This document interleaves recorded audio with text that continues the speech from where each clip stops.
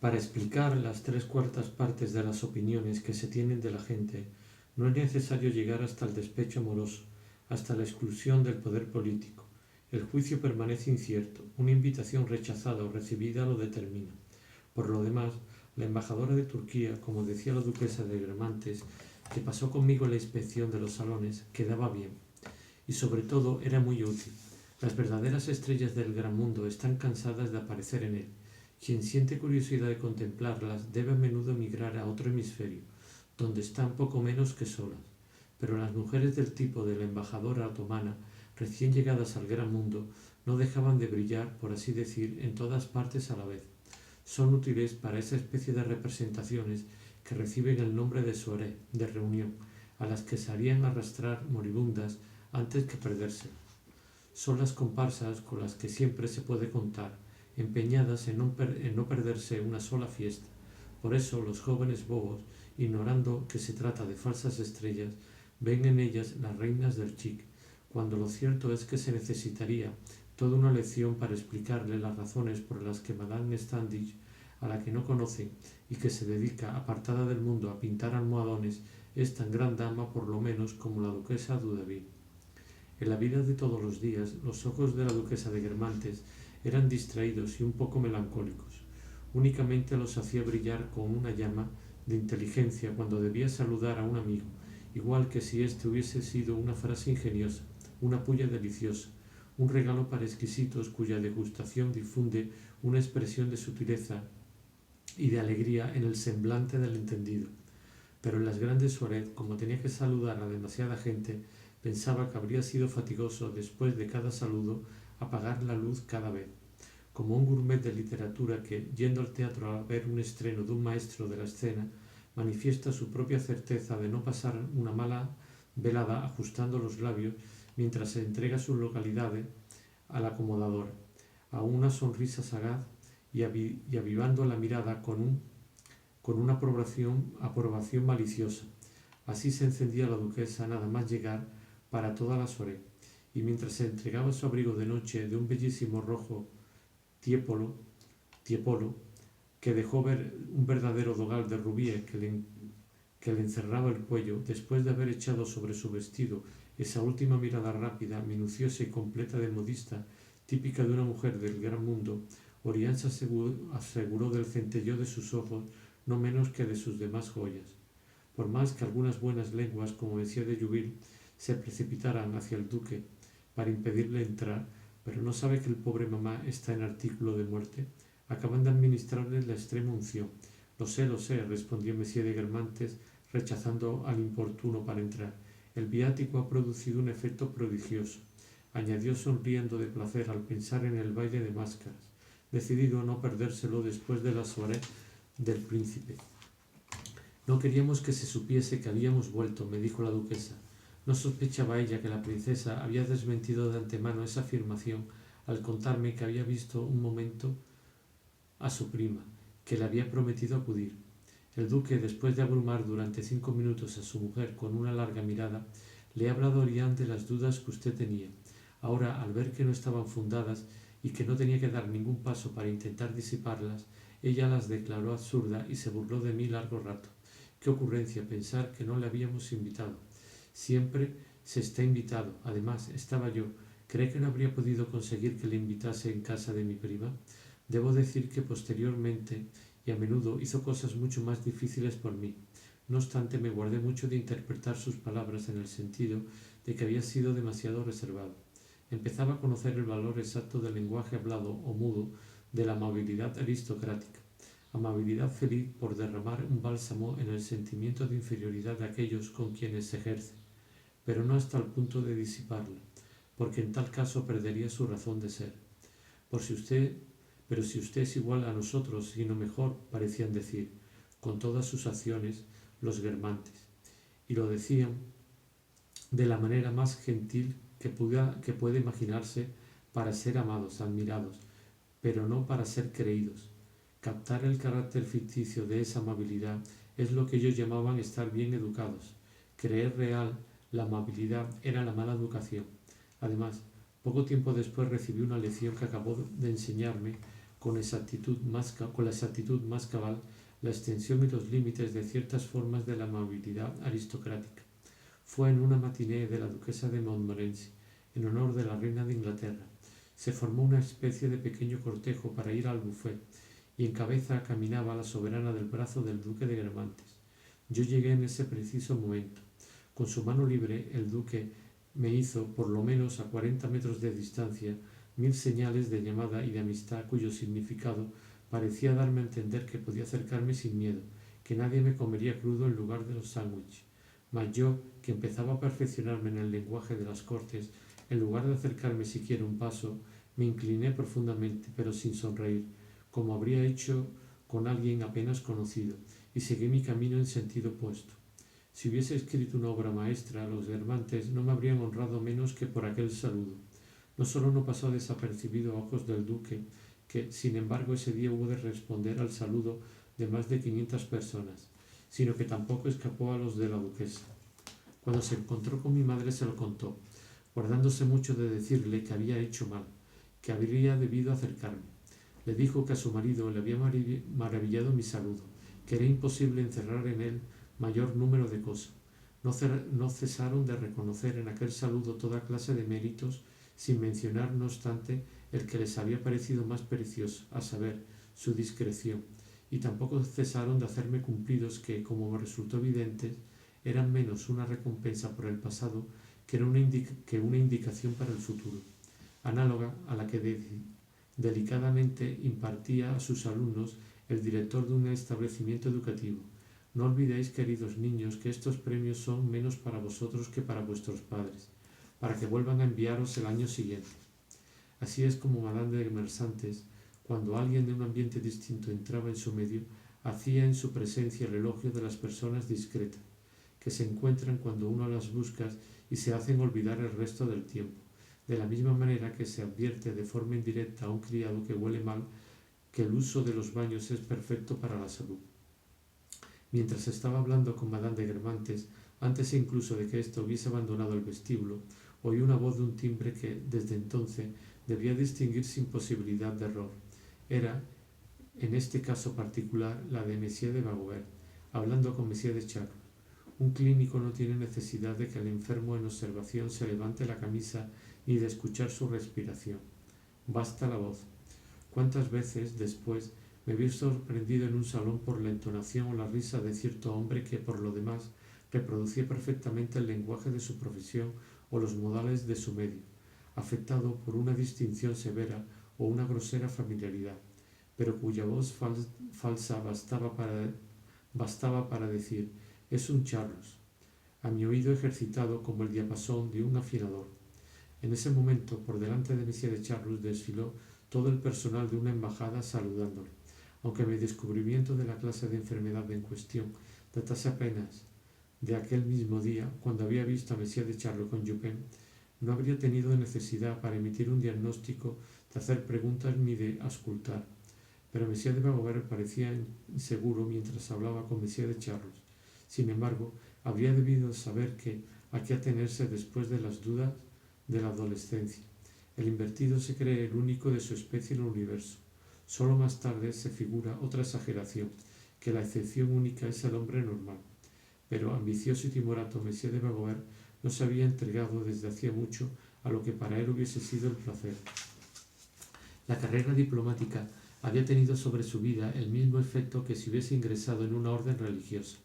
Combinada con la asidua asistencia a la Escuela de Ciencias Políticas, le había consagrado desde sus 20 años a la castidad del cristiano. Por eso, como cada sentido pierde vigor y vivacidad y se atrofia cuando no se usa, Monsieur de Vaugoubert, lo mismo que el hombre civilizado que ya no sería capaz de los ejercicios de fuerza ni de la finura de oído del hombre de las cavernas, había perdido la particular perspicacia que rara vez le faltaba a Monsieur de Charlus, y en las mesas oficiales, tanto en París como en el extranjero, el ministro plenipotenciario no llegaba siquiera a reconocer a los que, bajo el disfraz del uniforme, eran en el fondo sus semejantes. Algunos nombres pronunciados por Monsieur de Charlus, que se indignaban si le citaban por sus inclinaciones, pero que siempre se divertían divulgando las de los demás, produjeron en Monsieur de Bagobert un desconcierto delicioso. No es que después de tantos años pensase aprovechar alguna buena ocasión, pero aquellas revelaciones rápidas, semejantes a las iluminaciones que en las tragedias de Racine hacen saber a Athalia y a Amber que Joás pertenece a la raza de David, que Esther, sentada en la púrpura, tiene por padre a unos judíachos transformando el aspecto de la legación de X o de determinada sección del Ministerio de Asuntos Extranjeros, volvían retrospectivamente a aquellos palacios tan misteriosos como el Templo de Jerusalén o el Salón del Trono de Susa. Ante aquella embajada cuyo personal joven acudió en pleno a estrechar la mano de Monsieur de Charlus, Monsieur de Bagobert adoptó la expresión maravillada de Elisa cuando Esther exclama: «Cielo, qué numeroso enjambre de inocentes bellezas se ofrece a mis ojos en tropel y de todas partes sale. Qué amable pudor en su rostro está pintado». Deseoso luego de más información, dirigió sonriendo a Monsieur de Charlus una mirada tontamente inquisitiva y concupiscente. «Claro, por supuesto», dijo Monsieur de Charlus, con el aire docto de un erudito hablando a un ingrato, a un ignaro. Acto seguido, Monsieur de Bagobert, cosa que molestó mucho a Monsieur de Charlus, no despegó la vista de aquellos jóvenes secretarios que el embajador de X en Francia, viejo reincidente, no había escogido al azar. El señor de Bagobert permanecía en silencio.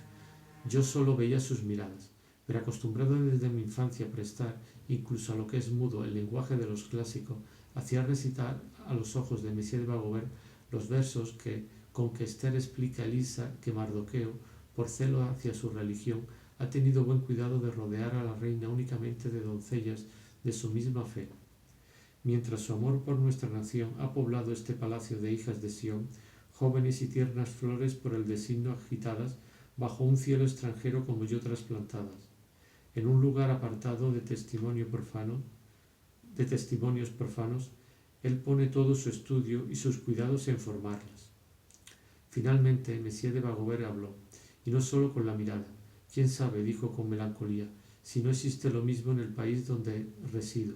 «Es probable», respondió Monsieur de Charlus, «empezando por el reto de Ocio, aunque no sé nada concreto sobre él». «Oh no, en absoluto.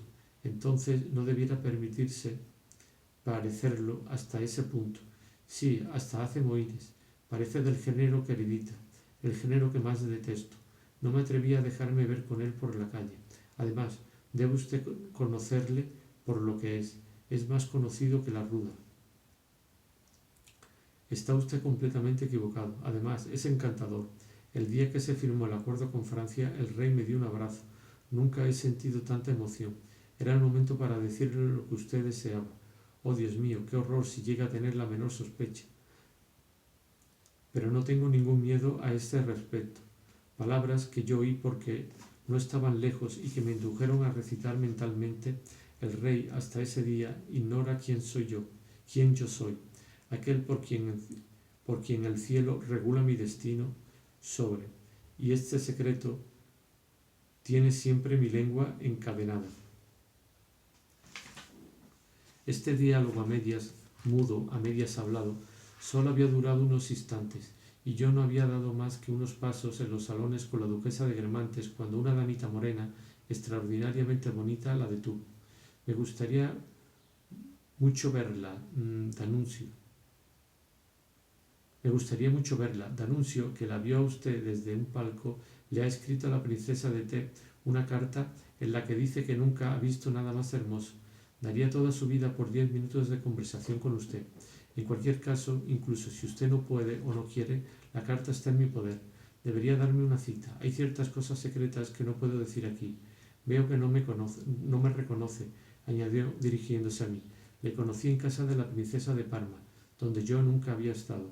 El emperador de Rusia querría que enviase a su padre a Petersburgo.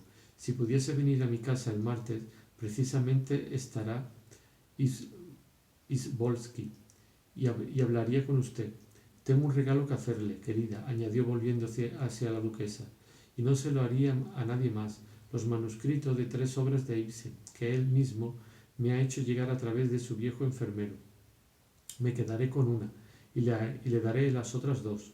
Al duque de Guermantes no le hicieron gracia aquellos ofrecimientos.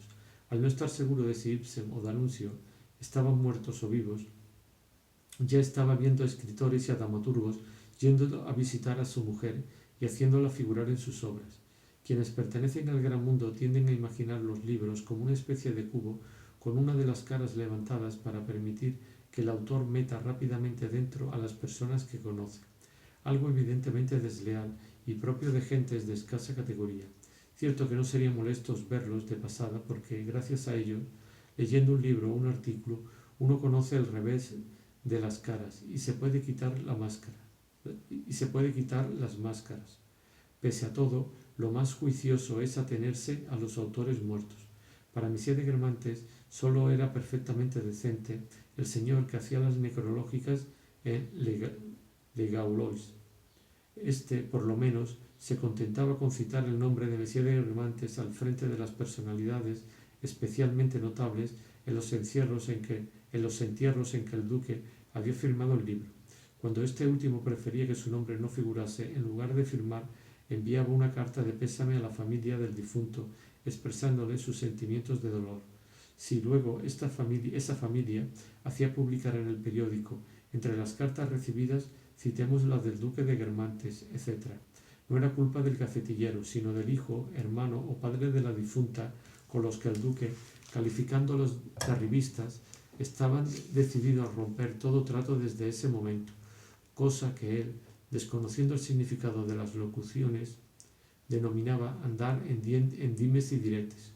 Lo cierto es que los nombres de Ibsen y D'Annunzio y su incierta supervivencia hicieron fruncir el ceño del duque, que aún no estaba bastante lejos de nosotros para no haber oído las diversas amabilidades de Madame Timoleón d'Amucourt. Era una mujer deliciosa, de una inteligencia y una belleza tan seductoras que uno solo de esos dos rasgos hubiera bastado para agradar, pero nacida fuera del ambiente en que ahora vivía, al principio solo había aspirado a un salón literario y se había hecho amiga, nunca amante, era de costumbres muy puras, sucesiva y exclusivamente de grandes escritores, que le regalaban todos sus manuscritos y escribían libros para ella. Cuando el azar le permitió introducirse en el Faubourg Saint-Germain, estos privilegios literarios le resultaron muy provechosos en ese medio. Su situación actual le permitía no tener que dispensar otras gracias que las que su presencia derramaba, pero habituada en el pasado a volverse indispensable con intrigas y favores, perseveraba en esa conducta aunque ya no fuesen necesarios. Siempre tenía un secreto de estado que revelaros, un potentado al que presentaros, una acuarela de maestro que ofreceros. En todas estas seducciones inútiles había desde luego un poco de mentira, pero convertían su vida en una comedia de centelleantes complicaciones, y era cierto que de ella dependían nombramientos de prefectos y generales. Mientras caminaba a mi lado, la duquesa de Guermantes reflejaba flotar ante sí la luz azulada de sus ojos, pero de forma vaga, a fin de evitar a las personas con las que le interesaba entrar en relación y cuyo amenazador escollo adivinaba a veces de lejos. Avanzábamos entre una doble hilera de invitados que, sabiendo que nunca conocerían a Orián, querían por lo menos mostrársela como una curiosidad a su mujer. Úrsula, corra, venga a ver a Madame de Guermantes, que habla con ese joven. Y no faltaba mucho, era evidente, para que se subieran a las sillas para ver mejor, como en el desfile de 14 de julio o en el Grand Prix. ¿No es que la duquesa de Guermantes tuviera un salón más aristocrático que su prima? A casa de la princesa iban gentes que la segunda nunca hubiese querido invitar, sobre todo debido a su marido. Nunca habría recibido a Madame Adolphe de Rothschild, que, íntima amiga de Madame de la Tremoille y de Madame de Sagan, como la misma Orián, frecuentaba mucho la casa de esta última. Lo mismo ocurría con el barón Hirsch, a quien el príncipe de Gales había llevado a casa de Orián, pero no a casa de la princesa, a quien habría desagradado, y también con diversas grandes personalidades bonapartistas o incluso republicanas, que interesaban a la duquesa, pero a las que el príncipe legitimista convencido no hubiese querido recibir. Su antisemitismo, que también era de principios, no cedía ante ninguna elegancia, por acreditada que estuviese, y si recibía a Swann, de quien era amigo de siempre, y a quien no era el único Guermantes que llamaba Swann y no Charles, era porque, sabiendo que la abuela de Swann, protestante, casada con un judío, había sido amante del duque de Berry, se esforzaba de vez en cuando por prestar fe a la leyenda que hacía del padre de Swann un hijo natural del príncipe. Según esta hipótesis, por lo demás falsa, Swann, hijo de un católico, a su vez hijo de un Borbón y una católica, era totalmente cristiano. ¿Cómo? ¿No reconoce usted estos esplendores?, me dijo la duquesa, hablándome del palacete en que estábamos. Pero después de haber celebrado el palacio de su prima, se apresuró a añadir que prefería 1000 veces su humilde agujero. Esto es admirable para venir de visita, pero me moriría de pena si tuviese que quedarme a dormir en una de estas habitaciones donde han ocurrido tantos acontecimientos históricos. Me haría el efecto de haberme quedado después de cerrar, de haber sido olvidada en el castillo de Blois, en Fontainebleau, de Fontainebleau o incluso en el Louvre, y de tener por único recurso contra la tristeza decirme que estoy en la habitación donde fue asesinado Monaldeschi. Como manzanilla es insuficiente. Vaya, allí está Madame de Saint-Aubert. Hace un rato hemos cenado en su casa. Como mañana da su gran feria anual, pensaba que se habría ido a dormir, pero no puede perderse una fiesta. Si ésta se hubiera celebrado en el campo, habría montado en una alfombra antes que faltar. En realidad, Madame de Saint-Aubert había ido aquella noche menos por el placer de no perderse una fiesta en casa de otros que por asegurarse el éxito de la suya, a reclutar a los últimos asistentes y en cierto modo a pasar revista in extremis a las tropas para el día siguiente, que al día siguiente debían realizar brillantes evoluciones en su garden party, porque desde hacía bastantes años los invitados a las fiestas Saint-Aubert ya no eran del todo los mismos de otro tiempo. Las notabilidades femeninas del círculo Guermantes, tan escasas entonces, colmadas de atenciones por la dueña de la casa, habían ido llevando poco a poco a sus amigas. Al mismo tiempo, merced a un trabajo paralelamente progresivo, pero de sentido inverso, Madame de Saint-Aubert había reducido de año en año el número de personas desconocidas en el mundo elegante. Se había dejado de ver a una, luego a otra.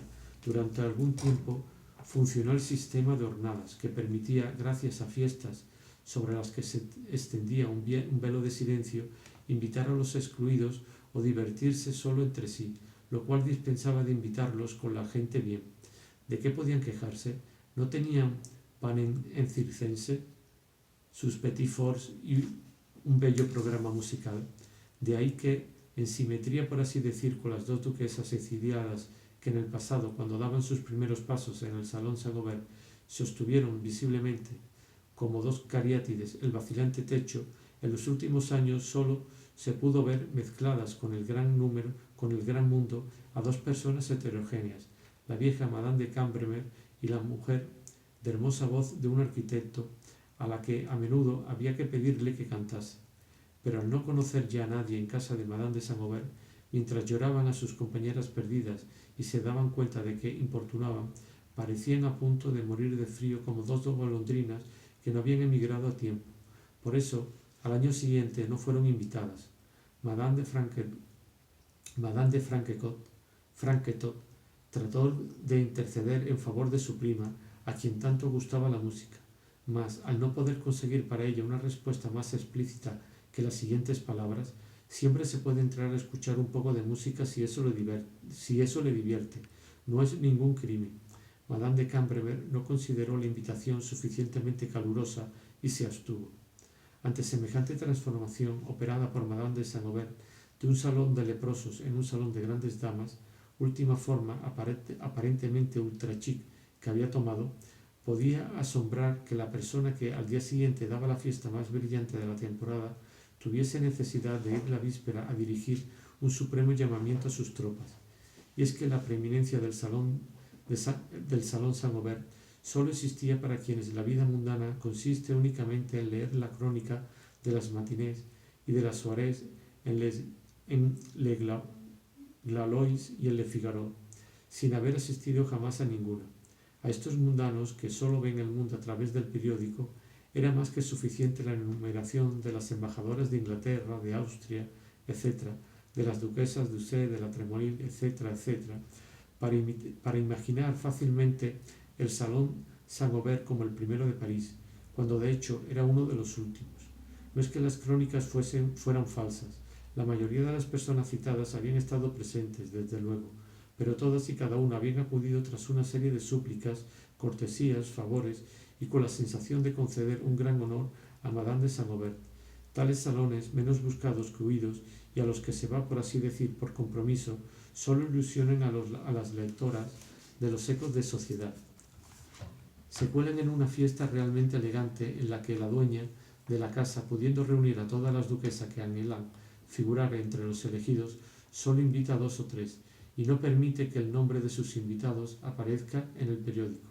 Por eso, estas mujeres que desconocen o desprecian el poder conseguido hoy por la publicidad son elegantes para la reina de España, pero desconocidas para la multitud, porque la primera sabe quiénes son y la segunda lo ignora. No era una de ellas Madame de Saint-Gobain, y como buena libadora había ido a recolectar para el día siguiente a todo el que estaba invitado. No le estaba Monsieur de Charlos, que siempre se había negado a ir a su casa, pero se había peleado con tanta gente que Madame de Saint-Gobain podía cargar su negativa en la cuenta de su carácter. Desde luego, si allí solo hubiese estado Orián, Madame de Saint-Gobain habría podido no haberse molestado, ya que la invitación se había hecho de viva voz y además aceptaba con esa deliciosa gracia engañosa en cuya práctica destacaban esos académicos de cuya casa sale emocionado el candidato, convencido de que puede contar con su voto, pero no era la única que allí estaba. Iría el príncipe de Agrigento y Madame de Dufrot. Por eso, para vigilar la cosecha, Madame de Saint-Gobain había creído más oportuno trasladarse en persona.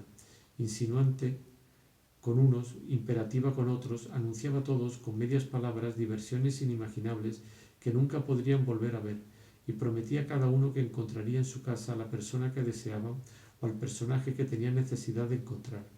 Y esa especie de función de la que estaba investida una vez al año, como ciertas magistraturas del mundo antiguo, de personas que han de dar al día siguiente el grande party más importante de la temporada, le confería una momentánea autoridad. Sus listas estaban hechas y cerradas, de modo que, mientras recorría despacio los salones de la princesa para verter sucesivamente en cada oído, no me olvide mañana, saboreaba la gloria efímera de apartar la mirada sin dejar de sonreír cuando veía algún adefesio que quería evitar o algún hidalguero a quien una antigua camaradería de colegio habría hecho admitir en casa de Gilbert y cuya presencia en su garden party no le sería de ninguna utilidad. Prefería no dirigirle la palabra para poder decir después: hice mis invitaciones verbalmente y por desgracia no le vi. De este modo ella, simple Saint-Gobain, hacía como sus ojos escrutadores una selección entre los invitados que componían la soirée de la princesa, y se creía actuando así una verdadera duquesa de Guermantes. Sobre esta es preciso decir que no repartía con la libertad que podía suponerse sus saludos y sus sonrisas. Desde luego, cuando los negaba, en parte lo hacía voluntariamente. Es que esa me fastidia, decía. ¿Por qué voy a verme obligada a hablarle en su fiesta toda una hora? Se vio pasar a una duquesa muy morena, a la que su fealdad y estupidez y ciertos extravíos de conducta habían desterrado no de la sociedad, pero sí de ciertas intimidades elegantes. Ah, susurró Madame de Guermantes, con el golpe de vista infalible y desencantado del entendido a quien enseñan una joya falsa. Aquí reciben a eso. La sola vista de la dama medio tarada y cuyo rostro estaba plagado de lunares con pelos negros bastaba a Madame de Guermantes para apreciar el mediocre valor de aquella soirée. Aunque se habían educado juntas, había roto todo trato con aquella dama. Solo respondía a su saludo con un gesto de cabeza de lo más seco. No comprendo, me dijo a modo de excusa, que Marie Gilbert nos invite con toda esta ed. Podría decirse que están aquí todas las parroquias. Todo estaba mucho mejor en casa de Melaine-Bourtage. Podía recibir al Santo Sínodo y al templo de oratorio, si le divertía, pero por lo menos esos días no nos hacía ir. Pero en muchos casos era por timidez, por miedo a una escena de parte del marido, por lo que no quería recibir artistas, etc. Marie Gilbert protegía a muchos. Había de tener cuidado para no verse abordado por alguna ilustre cantante alemana. Por cierto temor también al nacionalismo que ella, como depositaria, igual que Mesía de Charlus, del espíritu de los Guermantes, despreciaba desde el punto de vista mundano. Ahora, para glorificar al Estado Mayor, se anteponía un general plebeyo a ciertos duques, pero al que, sin embargo, sabiendo que era considerada malpensante, hacía amplias concesiones hasta el punto de dudar, en aquel ambiente antisemita, de tender la mano a Swann. En este punto no tardó en tranquilizarse al saber que el príncipe no había dejado entrar a Swann y había tenido con él una especie de altercado. Ella no se arriesgaba a tener que conversar en público con el pobre Charles, a quien prefería mimar en privado. ¿Y quién será esa otra?, exclamó Madame de Guermantes, viendo a una damita de aspecto algo excéntrico, con un vestido negro tan sencillo que se hubiera dicho una pobre desgraciada, hacerle, como a su marido, un gran saludo. No la reconoció, y como a veces le daban aquellas insolencias, se irguió como ofendida y clavó en ella los ojos sin responder. ¿Quién es esa persona, Bassin?, preguntó sorprendida mientras Monsieur de Guermantes, para reparar la descortesía de Orián, saludaba a la dama y estrechaba la mano del marido. Pues es Madame de Chassepierre. Ha sido usted muy descortés. No sé qué es Chassepierre, el sobrino de la vieja Chanlivaud. No conozco nada de todo eso. ¿Quién es la mujer? ¿Por qué me saluda? Pero si la conoce usted de sobra, es la hija de Madame de Charleval, Henriette Montmorency. Ah, pero si conocí mucho a su madre, era encantadora, muy inteligente. ¿Por qué se ha casado con toda esa gente que no conozco? Dice usted que se llama Madame de Chassepierre, dijo la duquesa, silabeando esta última palabra en tono interrogativo y como si temiese equivocarse. El duque le lanzó una mirada dura. Llamarse Chassepierre no es tan ridículo como usted parece creer. El viejo Chassepierre era hermano de la Charval, ya citada, y de Madame de Senecourt, y de la vizcondesa de Merlot. Son gente bien. Ah, basta, exclamó la duquesa, que, como una domadora, nunca quería dar la impresión de dejarse intimidar por las miradas devoradoras de la fiera. Me divierte usted mucho, Bassin. No sé a dónde ha ido a sacar esos nombres, pero le felicito. No conocía Chassepierre, pero he leído a Balzac. No crea que es usted el único. Y hasta he leído a Labiche. Aprecio a Chanlivaud, no odio a Charleval, pero confieso que Merlerol es la obra maestra. Además, hay que reconocer que Chassepierre tampoco está mal. ¿Cómo es posible que haya coleccionado todo eso? Usted que quiere hacer un libro, dijo dirigiéndose a mí, debería recordar Charleval y Dumerlot. No encontrará nada mejor. Se encontrará simplemente con un proceso e irá a la cárcel. Le da usted muy malos consejos, Orián. Espero por él que tenga a su disposición personas más jóvenes si le dan por pedir malos consejos y sobre todo por seguirlos. Pero si no pretende hacer nada peor que un libro, bastante lejos de nosotros, una joven maravillosa y altiva destacaba dulcemente con un vestido blanco, todo de tul y diamantes. Madame de Guermantes la contempló hablando delante de todo un grupo imantado por su gracia. Su hermana es siempre la más bella. Esta noche está preciosa, dijo la duquesa mientras cogía una silla al príncipe de Chimay, que pasaba a su lado. El coronel de Forbeville tenía por tío al general del mismo nombre. Vino a sentarse a nuestro lado, lo mismo que Monsieur de Bretet, mientras Monsieur de Vaugoubert, contoneándose por un exceso de cortesía que conservaba incluso cuando jugaba al tenis, tanto que a fuerza de pedir permiso a los personajes importantes antes de alcanzar la pelota, hacía perder el partido inevitablemente a su bando, volvía junto a Monsieur de Charlus, hasta entonces casi envueltos en la inmensa falda de la condesa Molé, a quien hacía profesión de admirar entre todas las mujeres. Y por casualidad, en el momento en que varios miembros de una nueva misión diplomática en París saludaban al barón, a la vista de un joven secretario de expresión singularmente inteligente, Monsieur de Vaugoubert miró a Monsieur de Charlus con una sonrisa de la que visiblemente brotaba una sola pregunta. Al señor de Charlus no le habría desagradado, desde luego, comprometer a alguno, pero sentirse él comprometido por aquella sonrisa que venía del otro y que venía de otro y que solo podía tener un significado le irritó. No sé absolutamente nada. Le ruego que se guarde sus curiosidades para usted mismo. A mí me dejan más que frío. Además, en este caso particular, mete usted la pata de medio. Creo que ese joven es absolutamente lo contrario. Pero en este punto Monsieur de Charlus, irritado por haber sido denunciado por un tonto, no decía la verdad. Si lo hubiese dicho, el secretario habría sido una excepción en aquella embajada. De hecho, estaba compuesta por personalidades muy diversas, varias de ellas sumamente mediocres, de modo que, si alguien buscara el criterio por el que habían sido elegidos, solo podía descubrirse uno, su inversión, poniendo al frente de aquella pequeña Sodoma diplomática a un embajador al que en cambio le gustaban las mujeres con una exageración cómica de compadre de revista que llevaba a la baqueta su batallón de travestidos. Parecía que se hubiese obedecido a la ley de los contrastes. A pesar de lo que tenía ante los ojos, no creía en la inversión. No tardó en dar una prueba casando a su hermana con un encargado de negocios a quien tenía muy equivocadamente por un mujeriego. Desde entonces su presencia se volvió algo embarazosa y pronto fue sustituido por una excelencia nueva que aseguró la homogeneidad del conjunto. Otras embajadas trataron de rivalizar con esta, pero no pudieron disputarle el primer premio, como ocurre con los concursos general, que siempre lo gana cierto liceo.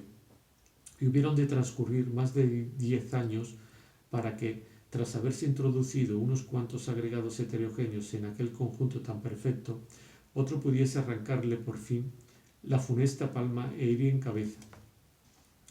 Perdido el temor de tener que hablar con Swann, ahora Madame de Guermantes solo sentía curiosidad por el tema de la conversación que ésta había tenido con el dueño de la casa. ¿Se sabe de qué han hablado?, preguntó el duque a Monsieur de Breauté. He oído decir, respondió éste, que sobre una obrita en un acto que el escritor Bergot había hecho representar en casa de Swann, una cosa deliciosa, por cierto, pero al parecer el actor se había caracterizado de Gilbert, cuyo retrato, por lo demás, era lo que había querido hacer el señor Bergot. Vaya, me habría divertido ver cómo imitaban a Gilbert, dijo la duquesa con una sonrisa soñadora. Y sobre esta pequeña representación, continuó Monsieur de Breauté, adelantando su mandíbula de roedor, Gilbert le ha pedido explicaciones a Swann, que se ha limitado a responder algo que a todo el mundo le ha parecido muy ingenioso. Nada de eso, no se le parece nada, usted es mucho más ridículo. Por lo demás, prosiguió Monsieur de Breauté, parece que esa pequeña obrita era encantadora. Madame Molet estuvo y se divirtió a rabiar. ¿Cómo? ¿Madame Molet va a casa de Swann?, dijo la duquesa extrañada. Ah, lo habrá arreglado Memé. Es lo que siempre acaba ocurriendo en esos sitios. Un buen día a todo el mundo le da por ir, y yo, que me he autoexcluido por principio